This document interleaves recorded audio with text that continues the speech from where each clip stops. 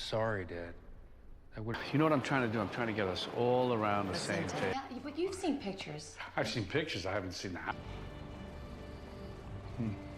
Write a new prescription, all right? Just pop in. I'll leave it in the reception.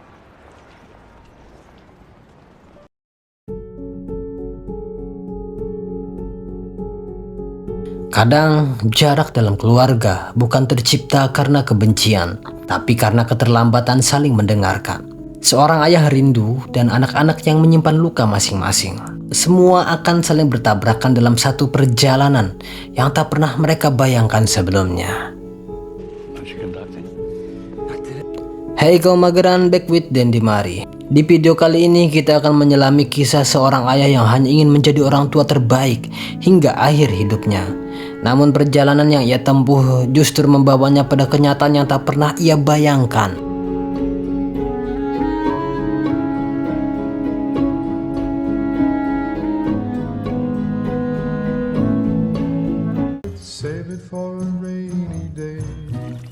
Film ini mengisahkan tentang seorang pria bernama Frank, seorang duda yang baru saja ditinggal wafat oleh istrinya.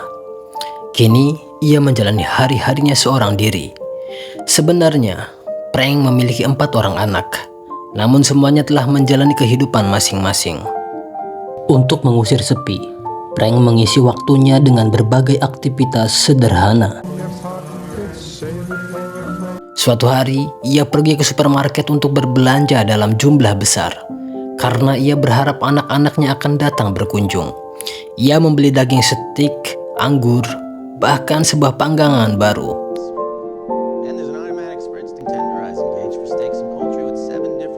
Dengan penuh semangat, Frank menyiapkan semuanya sendirian di rumah, membayangkan kebersamaan hangat bersama anak-anaknya. Namun, harapan itu perlahan runtuh malam itu. Frank menerima telepon dari putranya, Robert, yang memberi kabar bahwa ia tak bisa datang karena pekerjaannya sedang menumpuk. Robert sendiri adalah seorang musisi orkestra. Tak berhenti di situ, Frank kemudian memutar pesan suara di teleponnya. Ternyata, anak-anaknya yang lain juga menyampaikan hal serupa. Rosie, seorang penari di Las Vegas, mengaku tak bisa pergi karena pekerjaannya. Begitu juga Amy, putrinya yang sukses sebagai eksekutif di Chicago, yang sekaligus menyampaikan bahwa kakaknya David juga berhalangan hadir. Akhirnya malam itu Frank hanya ditemani kesunyian.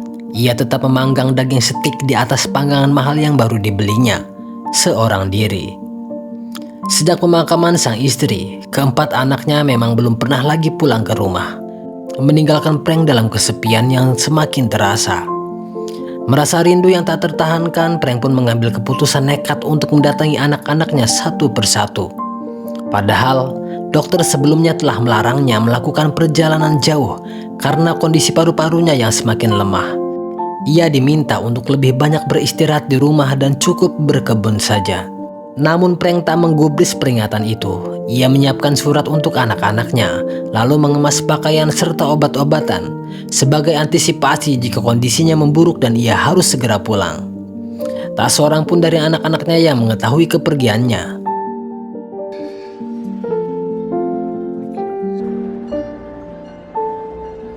Perjalanan pertama Frank dimulai menuju New York dengan menaiki kereta api. Seperti kebanyakan orang seusianya, Frank senang mengajak bicara siapapun yang kebetulan duduk di dekatnya. Di sana, di dalam kereta ia bercerita tentang masa lalunya, bagaimana dulu ia bekerja melapisi kabel-kabel telepon agar tahan terhadap cuaca. Bertahun-tahun bekerja di pabrik itulah yang kini berdampak pada kondisi paru-parunya.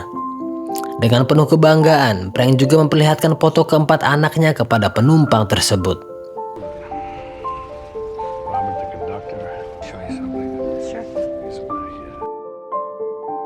Malam hari, Frank akhirnya tiba di New York dan langsung menuju apartemen David menggunakan taksi. Namun setelah berkali-kali membunyikan bel, tak ada seorang pun yang menjawab. Frank berpikir mungkin David sedang keluar. Ia menunggu berjam-jam hingga akhirnya tertidur di luar apartemen. Namun David tetap tak kunjung pulang. Dengan membawa koper, Frank pun pergi mencari tempat berteduh. Dalam perjalanannya, ia melewati sebuah galeri seni. Tanpa sengaja, matanya tertuju pada sebuah lukisan besar yang terpajang dengan tanda tangan David di sudutnya. Seketika hati Frank dipenuhi kebanggaan. Setidaknya sang anak berhasil mewujudkan impiannya sebagai seniman. Malam itu, Frank menghabiskan waktunya di sebuah kafe. Keesokan paginya, ia kembali ke apartemen David. Kali ini, ia berpapasan dengan penghuni lain sehingga bisa masuk ke dalam gedung. Namun saat tiba di pintu apartemen, David tetap tidak ada. Frank pun meninggalkan sepucuk surat dalam amplop, berisi pesan bahwa ia sebenarnya ingin memberi kejutan. Namun karena sang anak tak berada di rumah, ia akan menghubunginya lain waktu.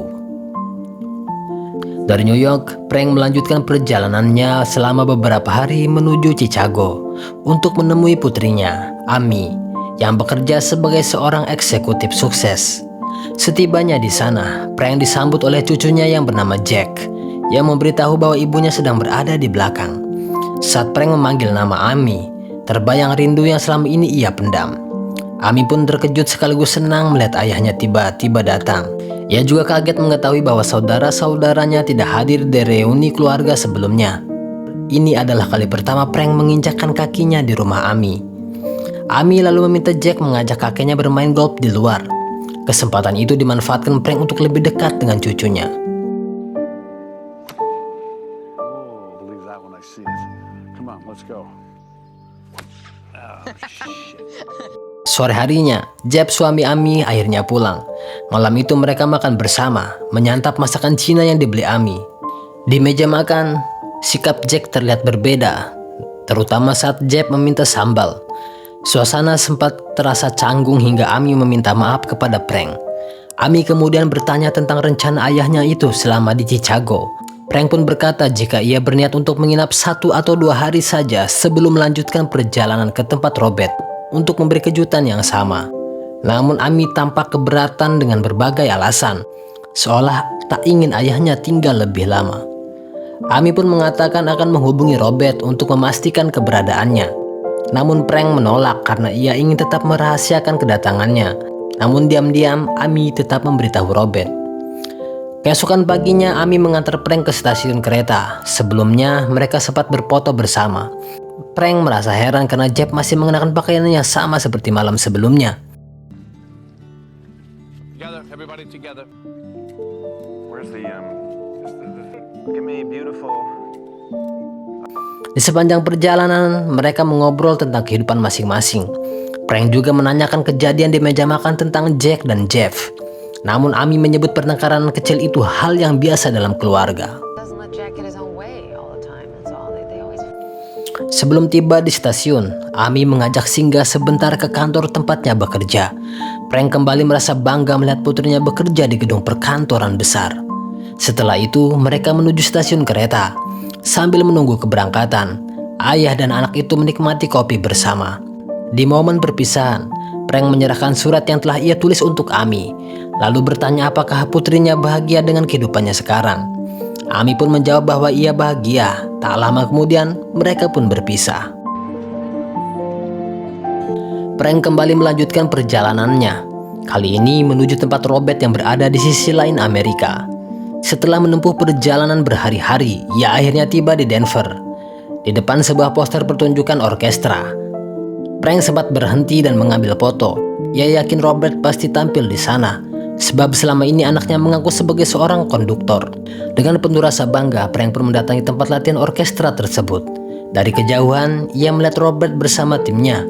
Namun tanpa disadari, kehadiran Frank justru mengganggu latihan karena suara hentakan dan deritan dari koper yang ia bawa.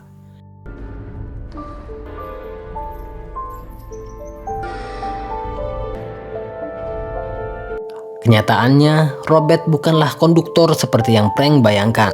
Ia hanyalah seorang pemain perkusi, posisi yang jarang mendapat sorotan. Meski begitu, di mata Frank, Robert tetaplah anak kecil kesayangannya seperti dulu. Frank mengungkapkan bahwa ia sengaja datang untuk memberi kejutan dan berharap bisa melihat Robert memimpin orkestra. Namun Robert mengatakan bahwa ia tidak memimpin latihan hari itu dan berjanji akan menjelaskan setelah latihan selesai. Usai latihan, Robert akhirnya jujur. Ia mengaku tak pernah menjadi konduktor.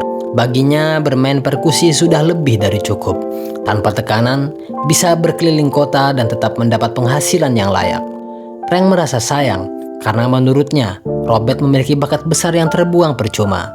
Robert pun mengakui bahwa ia pernah mencoba membuat komposisi lagu, namun tak ada yang tertarik memainkannya. Pada akhirnya, ia memilih menerima hidupnya seperti sekarang.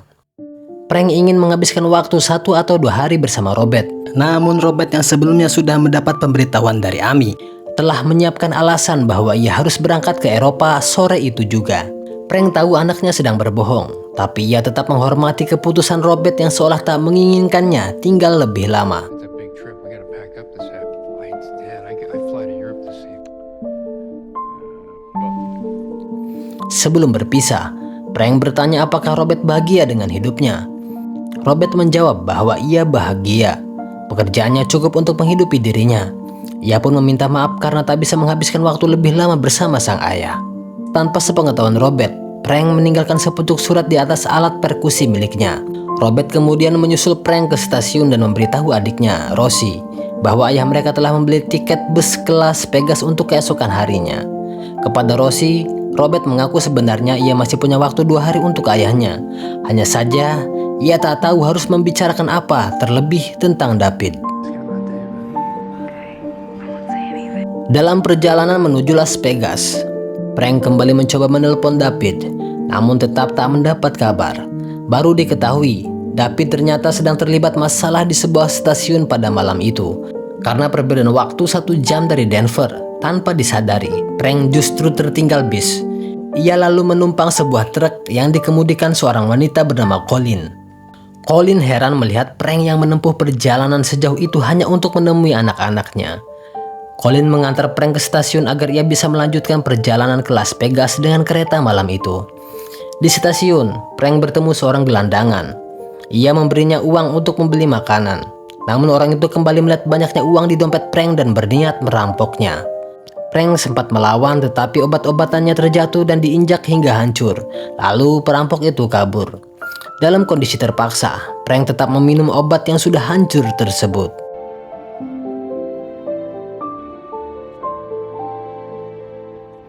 Di dalam kereta, Frank tertidur dan bermimpi tentang David, anak yang selalu membuatnya cemas. David, my children, you're the one that I worry about the most. Tell me when I can see you. Ia pun mencoba menelpon dokternya untuk meminta resep baru, tetapi ia harus mengambilnya sendiri di bagian resepsionis. Frank juga memberitahu Rosie dan memberitahu bahwa ia berada di stasiun kereta. Sementara Rosie menunggunya di terminal bis karena informasi dari Robert. Akhirnya mereka pun berhasil bertemu. Rosie yang kini menjadi seorang penari di Las Vegas menjemput Frank dengan sebuah limusin. Ia bercerita bahwa hidupnya sangat bahagia di sana. Frank dibawa ke apartemen mewah Rosie. Bahkan kamar khusus sudah disiapkan untuknya. Sofa or bed? I know. Di saat yang sama, Rosie kedatangan tetangganya, Jill, yang menitipkan bayinya karena harus menjemput suaminya di bandara. Namun ternyata penerbangan suaminya dialihkan ke Los Angeles, sehingga mereka harus menjaga bayi itu hingga malam berikutnya.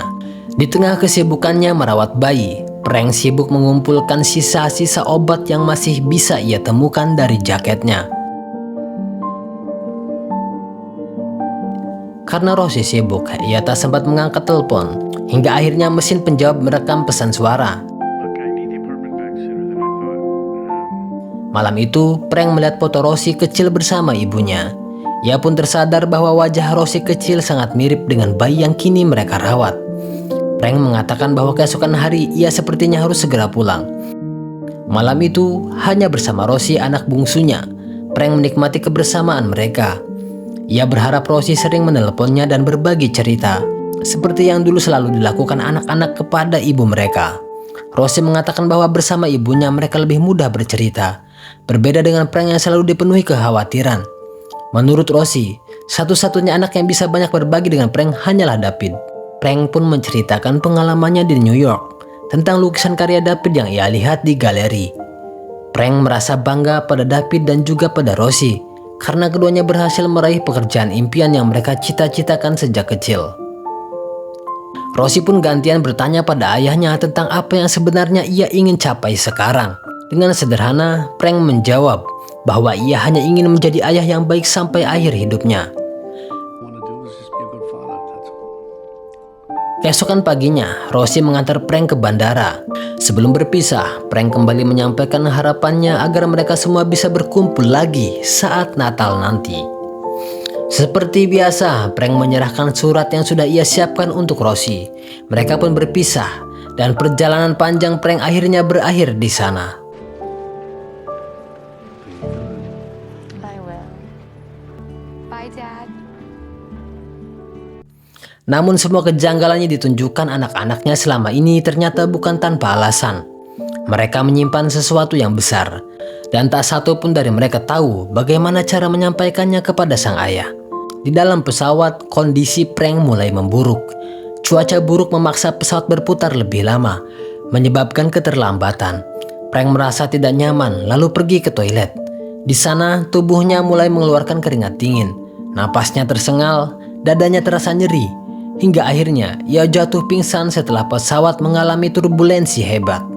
Dalam ketidaksadarannya, Frank kembali bermimpi. Ia melihat dirinya makan bersama seluruh anak-anaknya di halaman rumah.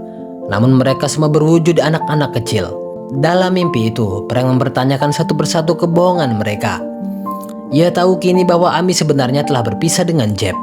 Meski sukses dalam karir, rumah tangganya hancur. Ia juga menyadari bahwa Robert tidak pernah pergi tur ke Eropa, melainkan tetap berada di Denver, hanya menghindar karena ada luka yang belum sanggup diceritakan. Bahkan bayi yang sempat dititipkan oleh Rosie ternyata adalah anak Rosie sendiri, sebuah rahasia yang ia janjikan kepada ibunya sebelum meninggal. Namun saat giliran David, anak itu hanya tersenyum tanpa berkata apapun. Senyum itu justru membuat hati Frank semakin hancur. Ketika pesawat mendarat, Frank langsung dilarikan ke rumah sakit. Ia tak sadarkan diri semalaman. Saat akhirnya ia siuman, di hadapannya telah berdiri Amy, Robert, dan Rosie. Kini dalam satu ruangan. Amy kemudian memberitahu bahwa Frank mengalami serangan jantung. Seharusnya Frank langsung beristirahat, namun ia justru membuka percakapan sebagai seorang ayah. Frank mengatakan bahwa sebagai ayah, ia tahu mereka semua menyimpan masalah masing-masing. Ia hanya ingin mereka jujur padanya, seperti dulu mereka jujur pada ibu mereka. Lalu Frank bertanya tentang keberadaan David.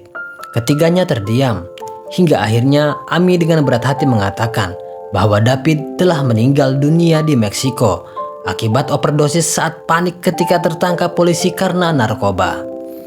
Frank tak sanggup langsung menerima kenyataan itu. Robert pun menambahkan bahwa sejak ibu mereka meninggal, David memang menghadapi tekanan yang sangat berat. Frank hanya bisa terdiam, dipaksa menerima kenyataan paling menyakitkan dalam hidupnya.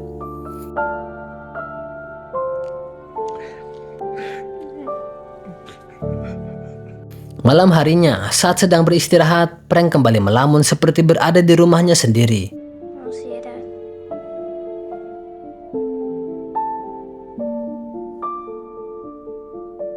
Keesokan paginya, ia menerima kiriman dari apartemen David, termasuk surat yang pernah ia tinggalkan. Di dalamnya terselip foto mereka berempat bersama sang ibu, dengan pesan sederhana bahwa Frank berharap bisa melihat mereka semua berkumpul di Natal nanti.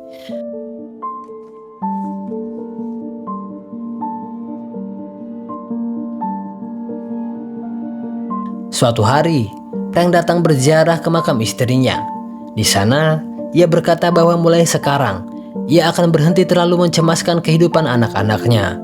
Ia tak lagi ingin menganggap mereka sebagai anak kecil, karena mereka telah memiliki hidup dan masalah mereka sendiri. Ignored them. Frank lalu kembali ke New York. Ia berniat membeli lukisan David yang pernah ia lihat di galeri. Namun sayangnya, lukisan itu sudah terjual. Saat penjaga galeri melihat nama Frank, barulah ia menyadari bahwa Frank adalah ayah dari pelukis tersebut. Ia pun mengajak Frank ke gudang, dan ternyata masih ada satu lukisan terakhir karya David yang tersisa. Lukisan itu menggambarkan tiang listrik dan kabel-kabelnya, sebuah simbol tentang pekerjaan Frank yang selama ini menghidupi keluarga mereka. David ternyata tak pernah melupakan ayahnya.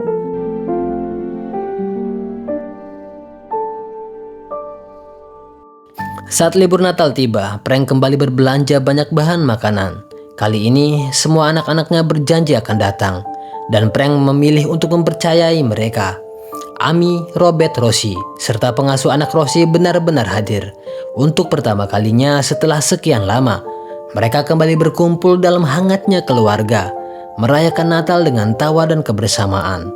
Film pun berakhir dengan sebuah pesan mendalam. Sebagai seorang ayah, terkadang kita terlalu sibuk berharap anak-anak kita hidup sempurna, sampai lupa benar-benar mendengarkan cerita mereka. Kita ingin mereka sukses, kita ingin mereka bahagia, kita ingin mereka terhindar dari kesulitan. Namun tanpa sadar, dalam usaha melindungi itu, kita justru menciptakan jarak. Anak-anak tidak hanya membutuhkan orang tua yang menuntut, tapi orang tua yang mendengar tanpa menghakimi, yang hadir tanpa menekan, dan yang mencintai tanpa syarat. Hidup terlalu singkat untuk sekedar berasumsi bahwa semuanya baik-baik saja. Yang paling penting adalah selalu ada untuk mereka, dengan hati yang terbuka dan tangan yang siap merangkul. Terima kasih sudah menonton sampai akhir. Semoga kalian semua sehat selalu, dan mari sampai jumpa kembali.